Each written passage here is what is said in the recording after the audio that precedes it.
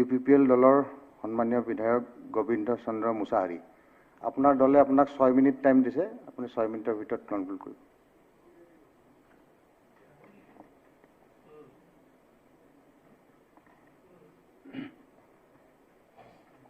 মাননীয় উপাধ্যক্ষ মহোদয়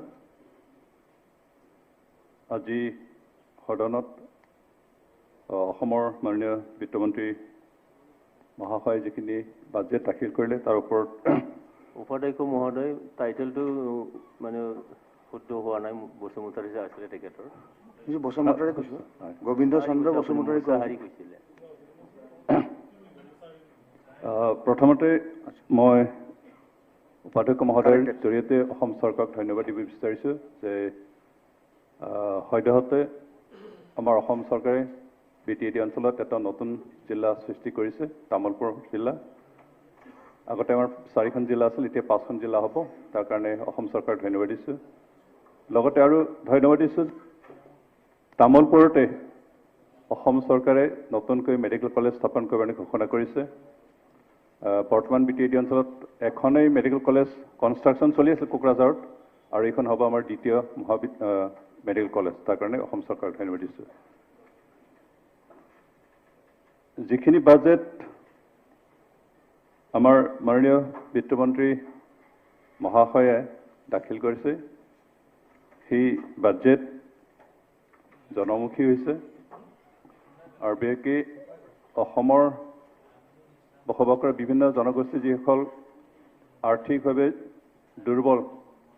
তেখেতসকলৰ কল্যাণৰ কাৰণে হৈছে আৰু এইকাৰণে মই এই বাজেটৰ সমৰ্থনত আৰু লগতে এইখিনি বাজেট দাখিল কৰাৰ কাৰণে মহোদয়ক ধন্যবাদ দিছোঁ ইয়াত বিভিন্ন দিশ সামৰি লোৱা হৈছে আৰু এই গোটেই দিশখিনি অসমৰ উন্নয়নৰ কাৰণে অসমৰ কল্যাণৰ কাৰণে হৈছে যে এই বাজেটত বিশেষকৈ কৃষি খণ্ডত উন্নয়নৰ কাৰণে যথেষ্ট থল ৰাখিছে যিহেতু অসমৰ বেছিভাগ লোক কৃষিৰ ওপৰত নিৰ্ভৰ কৰি চলে অসমৰ গ্ৰাম্য অৰ্থনীতি কৃষিৰ ওপৰতে নিৰ্ভৰ কৰে আৰু কাৰণে অসমৰ কৃষি খণ্ড উন্নয়ন কৰিবৰ কাৰণে যি ব্যৱস্থা লৈছে তাৰ কাৰণে অসম চৰকাৰক ধন্যবাদ দিছোঁ আৰু বিশেষকৈ এই বাজেট অসমৰ কৃষি খণ্ডত যথেষ্ট পৰিৱৰ্তন আনিব যথেষ্ট উন্নতি আনিব আৰু অসমৰ কৃষকসকলক আৰ্থিক দিশত যথেষ্ট তেওঁলোকে উন্নতি কৰিবৰ কাৰণে এই বাজেটে সহায় কৰিব এই বাজেটত আমি দেখিছোঁ যে অসম চৰকাৰে অসমৰ নিবনুৱা সমস্যা সমাধানৰ কাৰণে যথেষ্ট ব্যৱস্থা ৰাখিছে আৰু বিশেষকৈ 1 লাখ নিবনুৱাক সংস্থাপনৰ ব্যৱস্থাখিনি ইয়াত প্ৰতিশ্ৰুতি দিছে আৰু অকল প্ৰতিশ্ৰুতি নাই ইয়াক বাস্তৱত ৰূপায়িত কৰিব বুলি মোৰ চৰকাৰৰ ওপৰত নিশ্চয় সম্পূৰ্ণ আস্থা আছে নিবনুৱা সমস্যাৰ সমাধান অকল চাকৰিৰ জৰিয়তে দিব পৰা নাযায় কিন্তু বিভিন্ন প্ৰকাৰে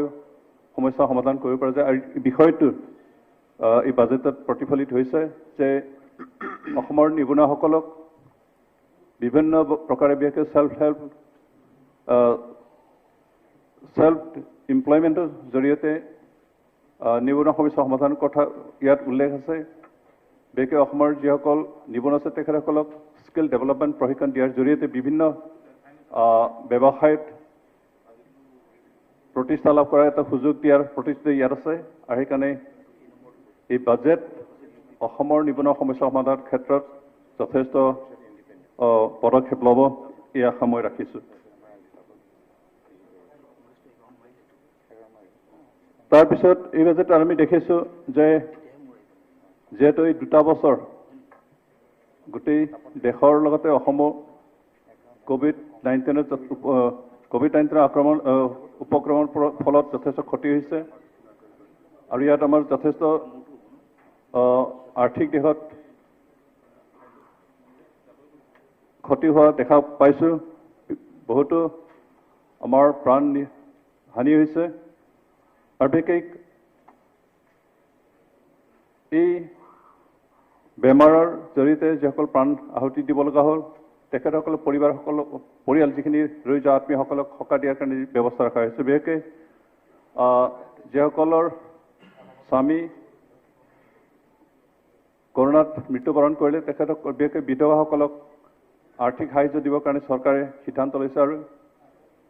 প্ৰায় 8 লাখ টকাকৈ তেওঁলোকক সাহায্য দিয়াৰ কথা ইয়াত উল্লেখ আছে। আৰু যিসকল পিতৃ মাতৃহীন হ'ল এই ৰোগৰ কাৰণে তেখেতসকলক ভৱিষ্যতৰ কাৰণে মুখ্যমন্ত্ৰী শিশু সেৱা আঁচনি প্ৰস্তুত কৰা হৈছে আৰু এই বাজেটত এই কথাখিনি ৰখা হৈছে। আৰু ইয়াৰ জৰিয়তে বিশেষকৈ এই বেমাৰৰ জৰিয়তে যিসকল পিতৃ মাতৃ হেৰুৱা হ'ল পিতৃ মাতৃ হেৰুৱাব লগা হ'ল তেনেকুৱা শিশুসকলক শিক্ষা দীক্ষাৰ ব্যৱস্থা আৰু অন্ততঃ তেওঁলোক আপোনাৰ ক্লাছ 12 এক মিনিট আছে আৰু এইখিনি শিক্ষা লাভ কৰা তেনেকৈ ব্যৱস্থা এটা ৰখা হৈছে। আৰু সেইকাৰণে আমি এই কথাত বিশ্বাস কৰিছোঁ যে এই বাজেট বিশেষকৈ আৰ্থিকভাৱে জুৰুলাসকলৰ আৰ্থিকভাৱে দুৰ্বল তেনেকুৱা লোকসকলৰ কাৰণে যথেষ্ট কল্যাণমুখী এটা বাজেট হৈছে। ইয়াতে মই এষাৰ কথা ৰাখিব বিচাৰিছোঁ বিশেষকৈ এই বাজেটত যিহেতু BTR এগ্ৰিমেণ্টৰ কথাও ৰাখিছে। মই চৰকাৰৰ ওচৰত এটাই অনুৰোধ যে যিহেতু এই এগ্ৰিমেণ্ট এটা অসম চৰকাৰো জড়িত আছে বিশেষকৈ এই এগ্ৰিমেণ্ট বৰ্তমানৰ মুখ্যমন্ত্ৰী ডাঙৰীয়া আৰু লগতে প্ৰাক্তন মুখ্যমন্ত্ৰী ডাঙৰীয়াৰ সহযোগতে হৈছিল। আৰু সেইকাৰণে এই এগ্ৰিমেণ্টৰ যিখিনি ক্লজ এণ্ড ছেকশ্যনছ যিখিনি প্ৰভিজনছ গোটেইখিনি ইমপ্লিমেণ্ট কৰাৰ দায়িত্ব তেখেতসকলৰ আছে। আৰু মই সেইকাৰণে অনুৰোধ কৰিছোঁ যে এই দায়িত্ব যাতে বৰ্তমান অসম চৰকাৰে পালন কৰে আৰু যিখিনি প্ৰভিজনছ আছে গোটেইখিনি যাতে ইমপ্লিমেণ্ট কৰে তাৰ কাৰণে আস্থা ৰাখি মই মোৰ বক্তব্য সামৰিছোঁ। ধন্যবাদ।